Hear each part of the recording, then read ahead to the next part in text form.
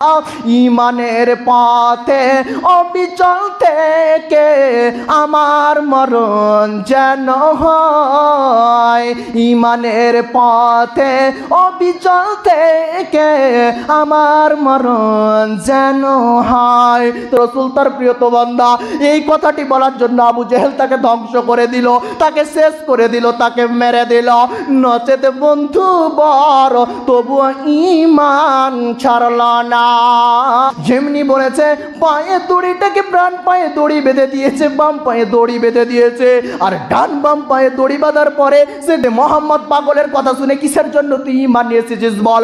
বলছে এ আবু জেহেল, ই আমাদের নেতা, আমি আল্লাহ তাবারাক ওয়া তাআলার উপরে ভরসা করেছি, আমি আল্লাহ তাবারাক ওয়া তাআলাকে বিশ্বাস করেছি, নচেতে না না না আমি ঈমান ছাড়ব না, আমি ঈমান ছাড়ব না। যেমনি এইভাবে বলেছে আবু জেহেল বলছে সুমাইয়া বল তো কি আর একবার আমি বলবো তুই ঈমান ছাড়বে কিনা। বলছে না না না আমি ঈমান ছাড়ব না। যেমনি এইভাবে বলেছে বাপজান আমার, সুমাইয়াকে মক্কার ময়দানের ভিতরে উলঙ্গ করে ফেলে দিয়েছে। আর উলঙ্গ করে ফেলে দেওয়ার পরে চিৎ করে শুতিয়ে দিয়েছে। শুয়ে দেওয়ার পরে বলছে বল তুই ঈমান ছাড়বে কিনা বল। বলছে না না না আমার যদি জীবন চলে যায় তবুও আমি ঈমান ছাড়ব না। যেমনি এইভাবে বলেছে বেঈমান আবু জেহেল একটি তরোয়ালটিকে হাতে নিয়ে সে সুমাইয়াকে চিৎ করে শুতিয়ে দিয়েছে। আর চিৎ করে শুইয়ে দেওয়ার পরে সুমাইয়ার পেশাবের দ্বারা মেরেছে। এইবার থেকে শেষ কথাকে দুনিয়া থেকে শহীদ করে দিয়েছে। মাত্র একটা সাক্ষ্য দিয়েছে আল্লাহ ব্যতীত কোনো মাবুদ নাই, আর মুহাম্মদ রাসূল সাল্লাল্লাহু আলাইহি সাল্লাম তার প্রিয়তর বার। তুমি কোন পর্যায়ে দাঁড়িয়ে আছো? তুমি সাবধান হয়ে যাও। তোমার স্ত্রীকে, তোমার ছেলেকে, তোমার মেয়েকে তুমি মসজিদে এসে নামাজ পড়ো। তোমার স্ত্রীকে বলো তুমি 5 ওয়াক্ত নামাজ পড়ো, তোমার স্ত্রীকে বলো তুমি 5 ওয়াক্ত নামাজ পড়ো। সেই সমস্ত যুবক ভাইদেরকে আমি আরো বলতে চাই, আমার কলিজার টুকরো যুবক ভাইরাকে, যে তোমাদেরকে আমি বলছি আগতম করে তোমরা মসজিদে এসে 5 ওয়াক্ত নামাজ পড়ো। দেখো তুমি কতটা তোমার ভিতরে পরিবর্তন জেগে যাবে, তোমার ঈমানের ভিতরে কতটা বৃদ্ধি পাবে। এই জন্য আল্লাহ রাব্বুল আলামিন বলছে ইন্নামাল মুমিনুনা আল্লাযীনা ইযা যুকিরাল্লাহু ওয়াজিলাত কুলুবুহুম ওয়া ইযা তুলিয়াত আলাইহিম আয়াতুহু জাদাতুহুম ঈমানাও ওয়া আলা রাব্বিহিম ইয়াতাওয়াক্কালুন। বলছে মুমিন তো তারাই যারা আমি আল্লাহ রাব্বুল আলামিনকে এক বলে মেনেছে। ইন্নামাল মুমিনুনা আল্লাযীনা ইযা যুকিরাল্লাহ, আল্লাহ রাব্বুল আলামিনের যখন তারা কথা শুনবে তাদের ভিতরটা কম্পিত হয়ে থাকবে। আর যখন তারা আল্লাহর জিকির আজগার করবে তানির রহিম ইয়া আইয়ুহাল্লাযীনা আমানুত্তাকুল্লাহা হাক্কা তুকাতিহি ওয়া লা তামুতুন্না ইল্লা ওয়া আনতুম মুসলিমুন। এরা ঈমানদারগণ, যারা তোমরা আমার প্রতি ঈমান এনেছো, যারা আমি আল্লাহ রাব্বুল আলামিনকে তোমরা বিশ্বাস করেছো, তাদেরকে আমি ডেকে বলতে আরম্ভ করলাম ইয়া আইয়ুহাল্লাযীনা আমানুত্তাকুল্লাহা, তুমি আল্লাহ তাবারাক ওয়া তাআলাকে ভয় করবে। আর আমি আল্লাহ তাবারাক ওয়া তাআলা তোমাকে যতটা ভয় করতে বলেছি তুমি ততটা ভয় করবে। আর নচেত তোমরা মুসলমান না হয়ে মৃত্যুবরণ করবে না। বলছি ওখানে হাদিসের ভিতরে বলল সমস্ত মানুষ মুসলমান হয়ে পৃথিবীর ভিতরে আসে।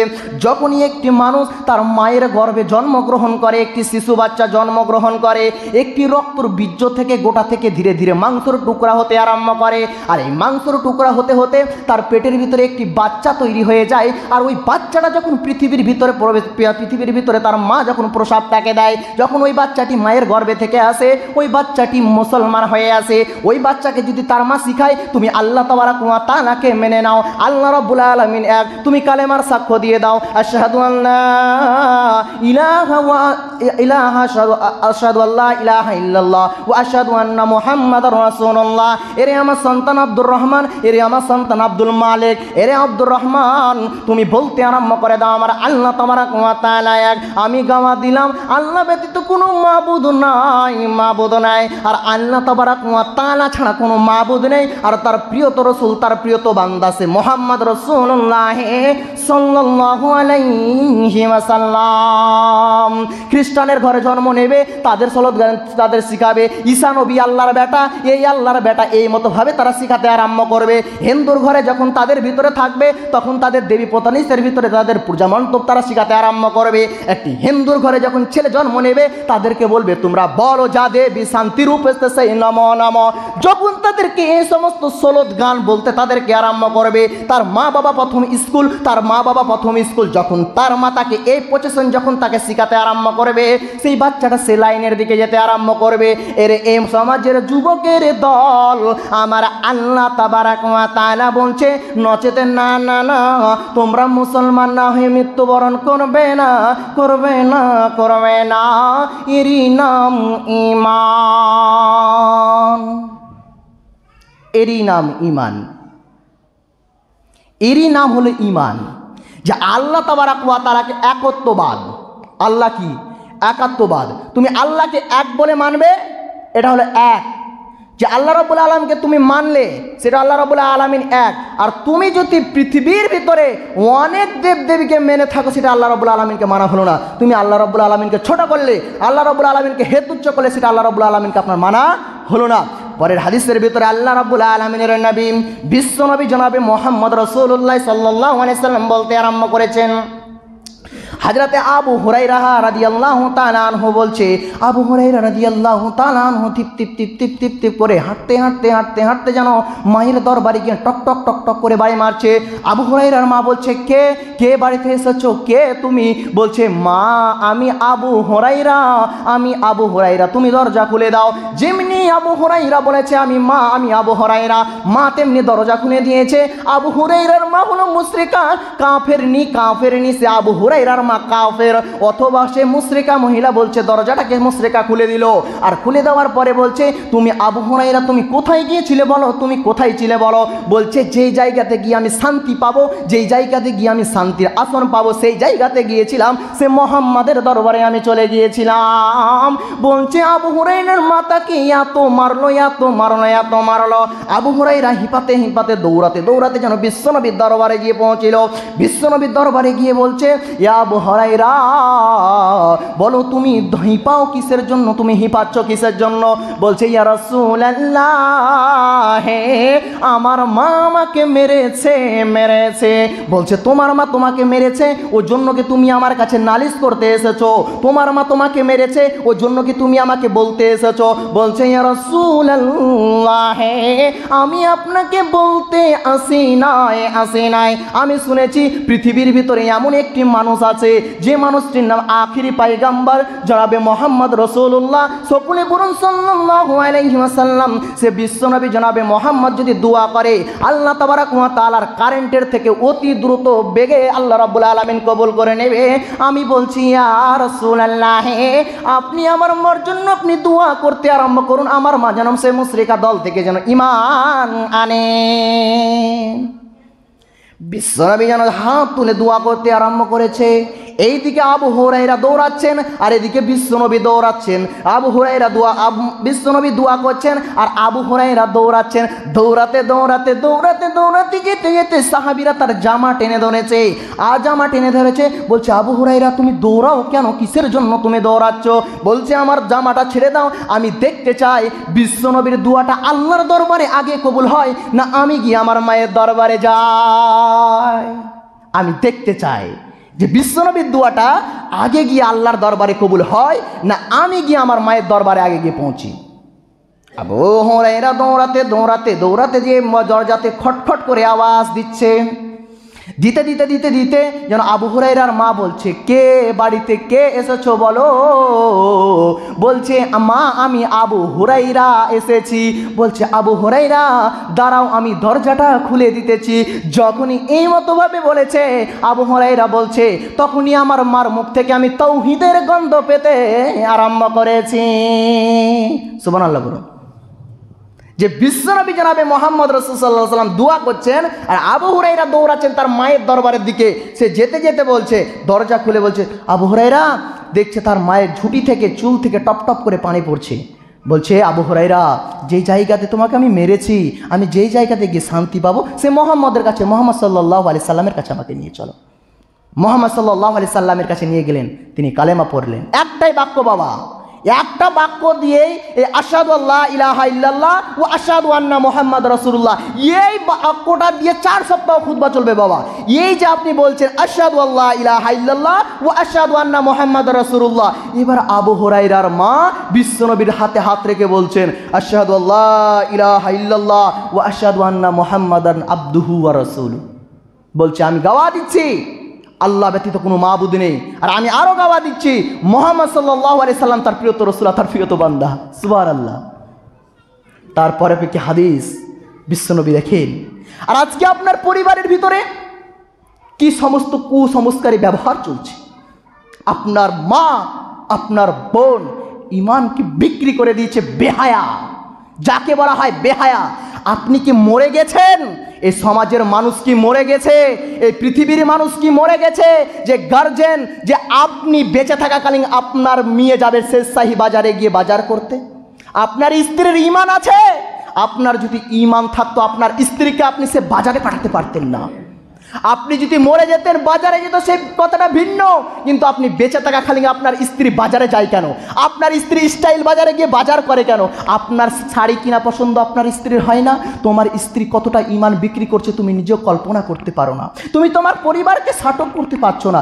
এর ভাগিদার কিন্তু তোমাকে নিতে হবে, তোমার স্ত্রী নেবে না, তোমার স্ত্রী নেবে না। তোমার স্ত্রী হাঁপে হাঁপে ব্লাউজ পরে সালোয়ার কামিজ পরে সে সমস্ত জায়গাগুলোতে ঘুরে বেড়াচ্ছে, তুমি তোমার স্ত্রীকে কিছু বলতে পারছো না, তুমি তোমার মাকে কিছু বলতে পারছো না, তুমি তোমার সে বোনকে কিছু বলতে পারছো না, তুমি ভাবিকে নিয়ে, তুমি তোমার শালিকে নিয়ে সেই মেলা, সেই কোন কুসংস্কারী যে সমস্ত জায়গা, খারাপ খারাপ জায়গাতে যাচ্ছ, তোমার যদি চুল পরিমাণ পর্যন্ত ঈমান থাকতো তুমি কি গিয়ে যেতে পারতে সেই জায়গাতে তোমার মাকে নিয়ে? তোমার মাকে তুমি বেহায়ার দিকে ঠেলে দিচ্ছ যুবক। তুমি তোমার মাকে সাবধান করে দাও, তুমি তোমার বোনকে সাবধান করে দাও। তুমি এর ভাগিদার নেবে যদি তোমার বাপ মারা গিয়ে থাকে। যুবক সাবধান। পরে বেকে হাদিসের ভিতরে বিশ্বনবী জনাবে মুহাম্মদ বলতে আছেন, আবু তালেব যেন বিশ্বনবীর চাচা, আবু তালেব বিশ্বনবীর চাচা। হাদিসের দিকে যদি যেতে যায় বাবা তো অনেক লম্বা হয়ে যাবে।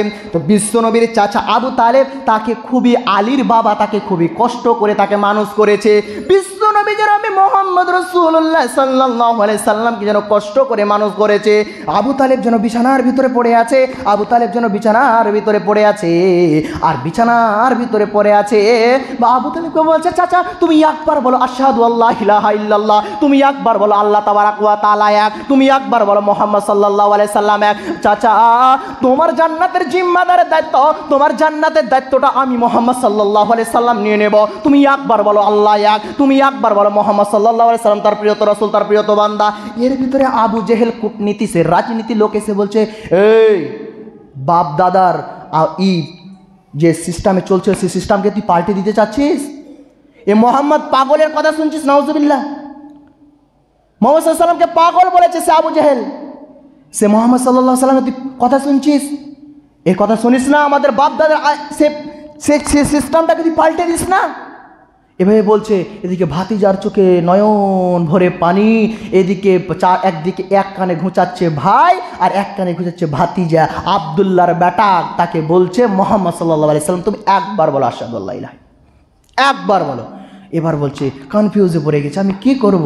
ভাতিজার কথা শুনবো, যদি ভাতিজার কথা শুনদি তাহলে হয়তো সত্য হবে, একই করব। একবার বলছে করব, একবার বলছে করব না। মুখ থেকে বেরাবে আল্লাহ ডেকে বলছে, এ মুহাম্মদ সাল্লাল্লাহু আলাইহি সাল্লাম তুমি যে তোমার চাচাকে তুমি যে কালেমা পড়াচ্ছ সে জীবনেও কালেমা পড়বে না। আল্লাহ তাবারাক ওয়া তাআলার কাছে দোয়া করলেন, কালেমা পড়লেন, সে মারা গেল। তার জন্য শাস্তি কি থাকবে? তার জন্য শাস্তি থাকবে আগুনের জুতা কিয়ামত অবধি তাকে পরিধান করে থাকতে হবে। আপনি দেখুন মা বোনেরা যখন ভাত রান্না করে আর সে ভাতের ওখানে একটু যদি পানিতে হাতটা ছেকব্যাক করে উঠে, সে আগুনের জুতা তোমার পায়ের ভিতরে পড়া থাকবে, সে মগজ ফুটবে, গলে গলে তোমার শরীর থেকে রক্ত পুঁজগুলো নেমে যাচ্ছে, তুমি তো সহ্য করবে কিভাবে? সে কালেমার জন্য তুমি আজকে মুসলমান, সে কালেমার জন্য তুমি যদি তোমার যদি ঈমান না ঠিক থাকে তাহলে তুমি মুসলমান, তোমার এক চুল পরিমাণ পর্যন্ত দাম নাই। তোমার গরুর মাংস খাওয়াই হয়, তোমার খাসির মাংস খাওয়াই হয়, তুমি মুসলমানের সমাজে থাকাই হয়, তোমার 5 ওয়াক্ত নামাজ পড়াই হয়, তোমার চুল পরিমাণ দাম নাই তুমি কালেমা না পড়ে থাকো।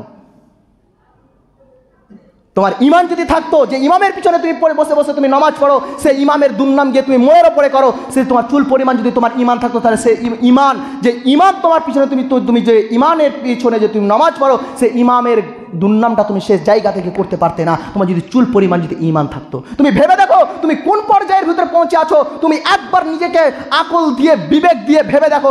একটা ক্লাম বোর্ড খেলে, সবাই খেলে, আপনারা জানেন ক্লাম বোর্ড খেলার সময় দেখবেন যখন ক্লাম বোর্ড মারে একটা কিন্তু লাল গুটি থাকে আর বিভিন্ন রকমের গুটি থাকে, কিন্তু লাল গুটি একটা বোর্ড থাকে। মূল ধাক্কা হলো যে যেই গুটিটাকে মারবে, সাদা গুটিটাকে সে পকেটের ভিতরে ফেলবে, কিন্তু ওই গুটিটাকে ধাক্কা মারবে কে? লাল গুটিটা ধাক্কা মেরেছে কাকে? সবুজ গুটিকে, কিন্তু সাদা গুটি বুঝলো না মূল ধাক্কাটা কে মেরেছে। তো তোমার যদি মূল জিনিস যদি না থাকে, তোমার যদি মূল যদি কালেমা না থাকে, তোমার চুল পরিমাণ সুমাইয়া ঈমান ছাড়লো না।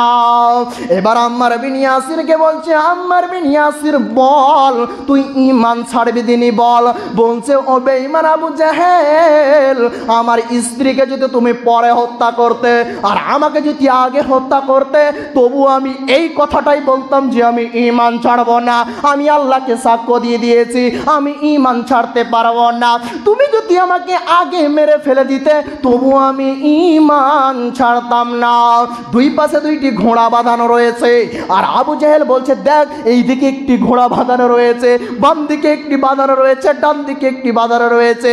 আম্মার বিন ইয়াসির, তোমার এই পা দুটোকে সে ঘোড়ার পায়ের লাগামের সঙ্গে বেঁধে দেব। বলো তুমি ঈমান ছাড়বে কিনা, বলো তুমি আল্লাহকে ব্যর্থ করে দিবে কিনা বলো। বলছে না না না, আমি ঈমান ছাড়ব না। মিম যালিকাল কিতাবু লা রাইবা ফীহি হুদাল লিল মুত্তাকিন الذين يؤمنون بالغيب ويقيمون الصلاة ومما رزقناهم ينفقون والذين يؤمنون بما أنزل إليك وما أنزل من قبلك وبالآخرة هم يوقنون أولئك على هدى من ربهم وأولئك هم المفلحون إن الذين كفروا سواء عليهم أأنذرتهم أم لم تنذرهم لا يؤمنون ختم الله على قلوبهم وعلى سمعهم وعلى أبصارهم غشاوة ولهم عذاب عظيم. بارك.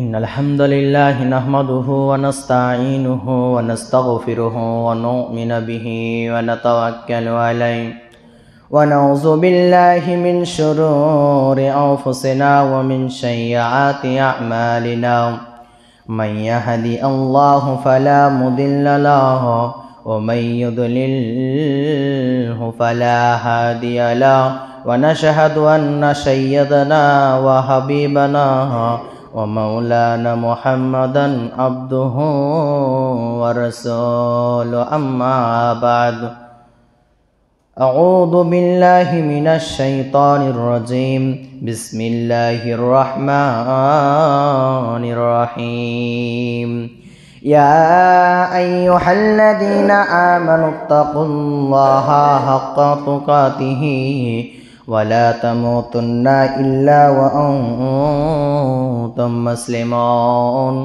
يا أيها الناس اتقوا ربكم الذي خلقكم من نفس واحدة وخلق منها زوجها وبث منهما رجالا كثيرا ونساء واتقوا الله الذي تساءلون به والأرحام إن الله كان عليكم رقيبا بسم الله الرحمن الرحيم إنما المؤمنون الذين إذا ذكر الله وجلت قلوبهم وإذا تليت عليهم آياته زادتهم إيمانا وعلى ربهم يتوكلون وقال النبي صلى الله عليه وسلم وعن أبي هريرة رضي الله تعالى عنه قال أن الرسول قال النبي صلى الله عليه وسلم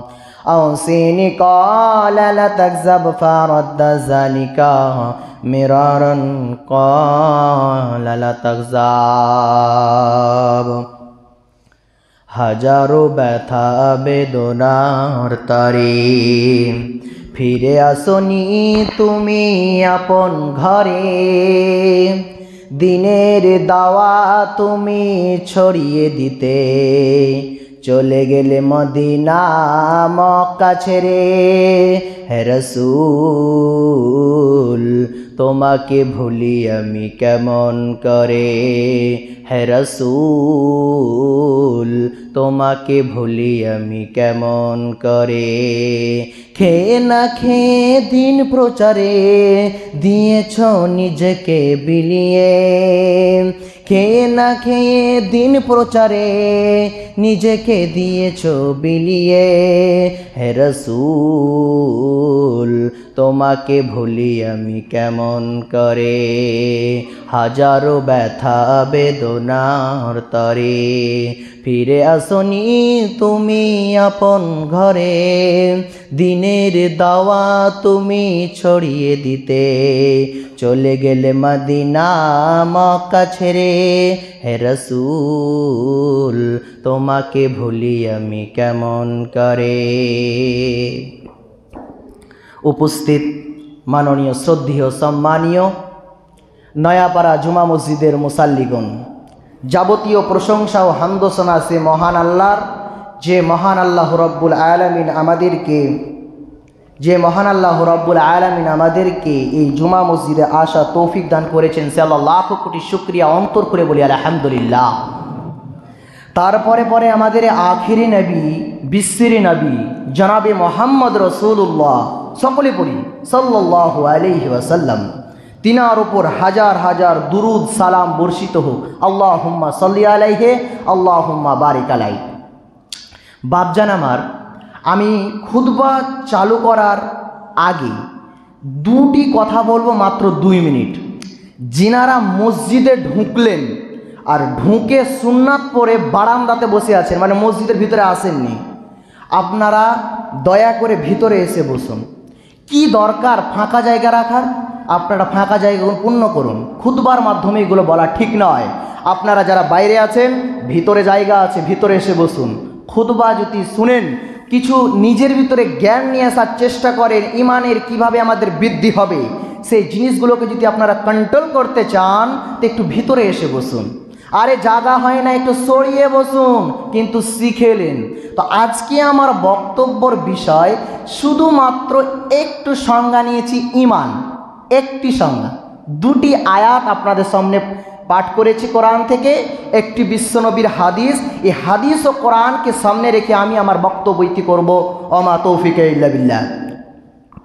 তো ব্রাদার ইসলাম, আল্লাহ রাব্বুল আলামিন পৃথিবীর ভিতরে যতগুলো মানুষ আছে না বাবা, আপনার মুখের সাথে আমার মুখ সেট খাবে না, খ্রিস্টানের মুখের সাথে আমার মুখ সেট খাবে না, হিন্দুর মুখের সাথে আমাদের মুখ সেট খাবে না।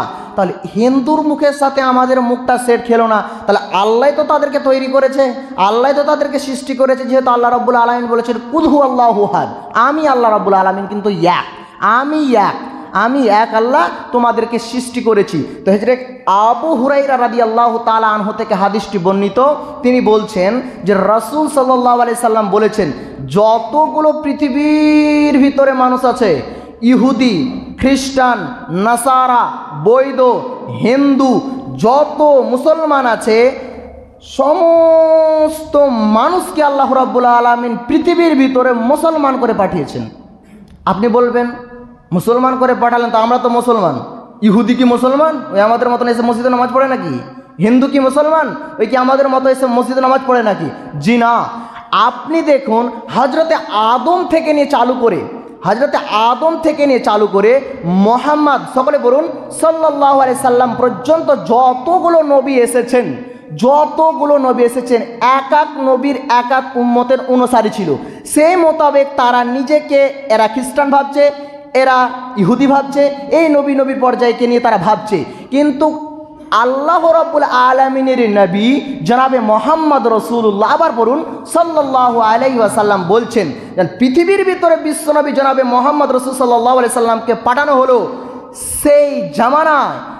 এই যে আমরা তার উম্মত হয়েছি, এটা আমাদের ভাগ্যর ব্যাপার, এটা আমাদের ভাগ্যর ব্যাপার যে আমরা মোহাম্মদ সাল্লাল্লাহু আলাইহি সাল্লামের উম্মত হতে পেরেছি, এ রাসূলের উম্মতের দল।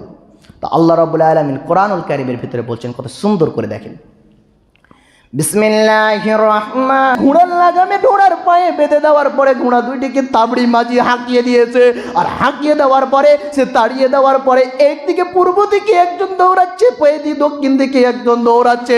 দৌড়াতে দৌড়াতে আম্মার বিন ইয়াসিরের পাটা যেন ফেড়ে গেল, চুড়ে গেল, কলজাগুলো যেন বের হয়ে, রক্তগুলো বের হয়ে টপ টপ টপ টপ করে পড়ছে। সে রক্ত ফুসফুসি, সে তোমার মগজগুলো যেন টপ টপ করে জমিনের ভিতরে ছুঁড়ে ছুঁড়ে যেন পড়তে আরম্ভ করেছে, তবুও পর্যন্ত ঈমান ছাড়ল না।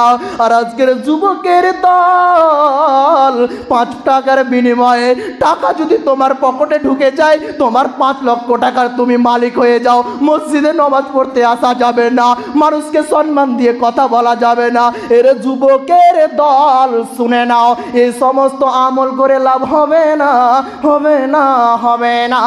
এরই নাম ঈমান। দেখুন আপনি ঈমানটা কোন জিনিস যে তাকে দুনিয়া থেকে শেষ করে দিল, শহীদ করে দিল, তবুও পর্যন্ত ঈমান ছাড়লো না। আর আজকের মুসলমান, তুমি সেই 5 টাকার বিনিময়ে আজকে তুমি নয়া বস্তি জুমা মসজিদের ভিতরে তুমি বিল্ডিং দিয়ে দিয়েছ, তোমার কোটি টাকার তুমি মালিক হয়েছ বলে তুমি সেই মানুষগুলোকে, সেই নিম্ন শ্রেণীর মানুষগুলোকে সম্মান দিয়ে কথা বলো না। তোমার ঈমানটা আছে কোন জায়গায়? তুমি মানুষকে সালাম দিতে পারো না, তোমার ঈমানটা আছে কোন জায়গায়? এই জন্য আল্লাহ রাব্বুল আলামিন বলছে, ইয়া আইয়ুহাল্লাযীনা আমানু কু আনফুসাকুম ওয়া আহলিকুম নারা। এই ঈমানদারগণ, যারা আমার প্রতি তোমরা ঈমান এনেছো, তাদেরকে বলছে আল্লাহ রাব্বুল আলামিন, যারা আমার প্রতি তোমরা বিশ্বাস করেছো, তোমরা নিজে জাহান্নাম থেকে বাঁচো, তুমি নিজে বাঁচো, আর তুমি তোমার আহাল পরিবারকে জাহান্নাম থেকে বাঁচাও। বাঁচাবেন কিভাবে? টাকার গৈরবী শেষ হয় না, অহংকারী শেষ হয় না, রক্তের গরমই তোমার শেষ হয় না, তুমি মানুষকে বাঁচাবে কিভাবে? এরপরে সে আসিয়া, ফেরাউনের স্ত্রী, আল্লাহকে একত্ব মেনেছিল, একত্ববাদ হিসাবে মেনেছিল সে ফেরাউনের স্ত্রী। সে নিজেকে খোদা দাবি করেছে, সে ফেরাউন নিজেকে খোদা দাবি করার পরে আসিয়া কোনো কাজের ভিত্তিতে আল্লাহু আকবার বলে ডেকেছে। সেই কথাটি ফেরাউনের কানে গেল, আসিয়া তুমি কি বললে? বলছে, যে মাবুদকে আমি মেনেছি, যে আল্লাহকে এতদিন মেনেছি, সে আল্লাহর কথা বললাম, আমি আর ছুপিয়ে দিতে পারবো না। যে আল্লাহকে আমি মেনেছি, সে আল্লাহর আমি কথা বললাম, ওই আল্লাহকে আমি মেনেছি, আমি কালেমা পড়েছি, আমি আল্লাহ রাব্বুল আলামিনকে বিশ্বাস করেছি। আসিয়া তুমি কথা ফিরিয়ে নাও, আমি মাবুদ, আমাকে মাবুদ বলে মানো। তার স্ত্রী তাকে মানেনি, সে আসিয়া। আপনি দেখুন, যে রাজপ্রাসাদের রাজার স্ত্রী আল্লাহ বলে তার স্বামীকে মানতে পারলো না, আল্লাহ তাবারাক ওয়া তাআলাকে তুমি তা আল্লাহ বলে মানো, সে পীর মুর্শিদের দিকে। তোমার লজ্জা করে না? তোমার যদি আজকে শরম থাকতো, হায়া থাকতো, তাহলে তুমি সে সমস্ত হিন্দুদের মেলাতে গিয়ে পড়ে থাকতে পারতে না। তোমার যদি হায়া শরম থাকতো, তাহলে সে সমস্ত পূজার মণ্ডপে গিয়ে তুমি তাদের সঙ্গে সামিল দিতে পারতে না। তুমি নাকি একাত্মবাদ খোদার মালিক, একত্ববাদ খোদা তুমি ইবাদত করো। আল্লাহ রাব্বুল আলামিনকে গাওয়া দিয়েছো তুমি, আশহাদু আল্লা ইলাহা ইল্লাল্লাহ ওয়া আশহাদু আন্না মুহাম্মাদুর রাসূলুল্লাহ, আমি গাওয়া দিচ্ছি আল্লাহ ব্যতীত কোনো মাবুদ নেই, আমি গাওয়া দিচ্ছি মুহাম্মদ সাল্লাল্লাহু আলাইহি সাল্লাম তার প্রিয় রাসূল, তার প্রিয় বান্দা। তোমার থাকলো কোথায়? তোমার টিকবে না। 1 জানুয়ারি মানছো, তোমার ঈমান কোথায়? 1 জানুয়ারিতে তুমি গাড়ি ভাড়া করে যাচ্ছ পিকনিক খেতে সাদিনা পান্ডুয়া, তোমার ঈমান যদি থাকতো তুমি এই কাজ করতে পারতে না। তোমার শরীয়ত মোতাবেক তোমার এই সমস্ত পর্যায় হিসেবে তোমার জ্ঞান বলতে তোমার কিছু নেই। শুধুমাত্র তুমি মানুষের ভুল ধরতে শিখেছো। তোমার ঈমান তোমার কোন জায়গাতে পড়েছে তুমি ভেবে দেখো। তারপরে সে আসিয়া বলছে আমি মানবো না। যখনই বলেছে মানবো না, তাকে ফাঁসির রায় দেওয়া হলো, তাকে ফাঁসি দিয়ে দিবে আসিয়াকে। মুসা নবীর সঙ্গে সাক্ষাৎ। মুসাকে বলছে, মুসা আলাইহি ওয়াসাল্লাম, তুমি নাকি আল্লাহ রাব্বুল আলামিনের সঙ্গে মাঝে মাঝে কথা বলো, তুমি গিয়ে জানাও আমার ওপরে কি আল্লাহ অসন্তুষ্ট হয়ে আছে। বলছে, না আসিয়া, তুমি নির্ভরভাবে বুক ফুলিয়ে বেঁচে থাকো। হাজার হাজার ফেরেশতা তার আগে জান্নাতে নিয়ে যাওয়ার জন্য উপস্থিত হয়ে আছে। সুবহানাল্লাহ। সে একটা স্বভাব, একটা লাভ, আশহাদু আল্লা ইলাহা ইল্লাল্লাহ ওয়া আশহাদু আন্না মুহাম্মাদার আবদুহু ওয়া রাসূলুহু। ভাই আমার, বন্ধু আমার, ঈমান জিনিসটা অত সহজ জিনিস না। আপনি যে 5 ওয়াক্ত নামাজ পড়ছেন, আমি মানুষকে দেখানোর জন্য 5 ওয়াক্ত নামাজ পড়ছি যে এটাই আপনার ঈমান না। আপনি মানুষকে মার্ডার করে এসে 5 ওয়াক্ত নামাজ পড়বে, আপনার ঈমান আছে? ঈমান যদি থাকতো তুমি মার্ডার করে আসতে পারতে না। তুমি যদি তোমার ঈমান থাকতো মানুষের টাকা তুমি মেরে খেতে পারতে না। তুমি আছো কোন জায়গাতে? শরিয়ত তোমার মোতাবেক চলবে না, শরিয়ত তোমার নিজের মনোগতিতে চলবে না, শরিয়ত নিজের গতিতে চলবে। তুমি নিজেকে ভাবো। এখন তাদের ঈমানে আমি আল্লাহ রাব্বুল আলামিন এমন বৃদ্ধি দিতে থাকবো, বাড়িয়ে দিতে থাকবো। তারা কোরআন শুনবে, তারা জিকির আজগার করবে, তাদের ঈমানে আমি এমন বৃদ্ধি দিব, তারা হাদিস কোরআনের কথা শুনবে, তাদেরকে আমি ঈমানে এতটা বৃদ্ধি দিয়ে দেব যে আমি আল্লাহ তাবারাক ওয়া তাআলা ছাড়া অন্য কাউকে পরোয়া করবে না। ওয়া আলা রাব্বিহিম ইয়াতাওয়াক্কালুন, আমি আল্লাহ ছাড়া কাউকে পরোয়া করবে না। এরই নাম ঈমান। কোরআন দেখুন, হাদিস দেখুন, এই মতোভাবে আল্লাহ রাব্বুল আলামিন কোরআন ও হাদিসের ভিতরে বলেছে। সময় হয়ে গেছে। আল্লাহ রাব্বুল আলামিন আমাদেরকে যেন 5 ওয়াক্ত নামাজ, ঈমানটাকে সঠিকভাবে পরিচালনা করা তৌফিক দান করেন। তাই সকলে বলে আল্লাহুম্মা আমিন। আল্লাহ রাব্বুল আলামিনের কাছে আমি আরও চাই